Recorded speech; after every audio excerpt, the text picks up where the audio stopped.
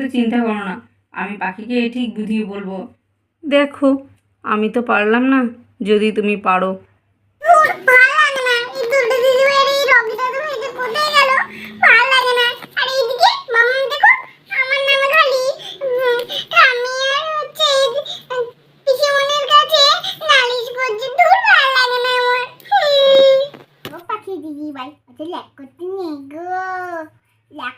মাথা গরম হয়ে যায় দিদি ভাই, রাগ করতে নেই গো। তুই তো এখন ছোট রে টুবলু, তুই তো কিচ্ছু বুঝতে পারবি না, তাই না? তুই তো জানিস না আমি একটু ওই যে ওদের বাড়ি খেলতে গেছিলাম,